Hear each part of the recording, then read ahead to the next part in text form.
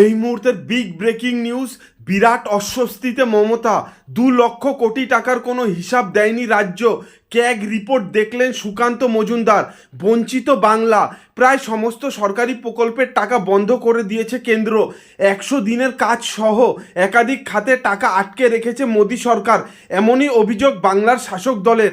এবার এই ইস্যুতেই তৃণমূলকে বিদ্ধে পাল্টা আসরে নামলো বিজেপি। বুধবার সকালে সংসদে প্রধানমন্ত্রী নরেন্দ্র মোদীকে বাংলার বকেয়া টাকা মিটিয়ে দেওয়ার দাবি জানান তৃণমূল সাংসদ সুদীপ বন্দ্যোপাধ্যায়। জবাবে প্রধানমন্ত্রী সুদীপকে ক্যাগ রিপোর্ট পড়ে দেখার পরামর্শ দেন। এরপর থেকেই সকলের মনে প্রশ্ন উঠতে থাকে যে কি রয়েছে ওই ক্যাগ রিপোর্টে। তবে সকলের জল্পনার অবসান ঘটিয়ে গতকালই সেই ক্যাগ রিপোর্ট সামনে আনলেন বিজেপির রাজ্য সভাপতি সুকান্ত মজুমদার।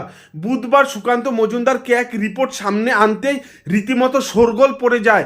সুকান্ত বলেন, প্রায় 2 লক্ষ কোটি টাকার হিসেব দেয়নি মমতা সরকার। বিজেপি সাংসদের দাবি, পার্সোনাল অ্যাকাউন্টে প্রকল্পের টাকা নেওয়া হয়েছে, এমনটাই উল্লেখ করা হয়েছে ক্যাগ রিপোর্টে। এই এত পরিমাণ টাকা যার কোনো হিসেব নেই, সেই টাকা কোথায় গেল, এই নিয়ে প্রশ্ন তুলতে শুরু করেছে গেরুয়া শিবির।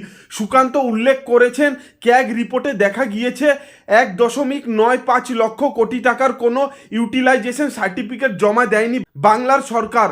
নিয়ম অনুযায়ী কোনো প্রকল্পের কাজ শেষ হলে তার ইউটিলাইজেশন সার্টিফিকেট জমা করতে হয়, তবে রাজ্য তা করেনি। প্রসঙ্গত, সেই 2022 সাল থেকে একের পর এক দুর্নীতিতে নাম জড়িয়েছে তৃণমূলের। নিয়োগ দুর্নীতি, পুরো নিয়োগ দুর্নীতি, আবাস যোজনা, রেশন দুর্নীতিতে জর্জরিত শাসক দল। তৃণমূলের একাধিক নেতা মন্ত্রী জেলবন্দি। এই আবহে শিক্ষা থেকে গ্রাম উন্নয়ন সব দপ্তরে দুর্নীতি হয়েছে বলে অভিযোগ তুলেছেন সুকান্ত মজুমদার।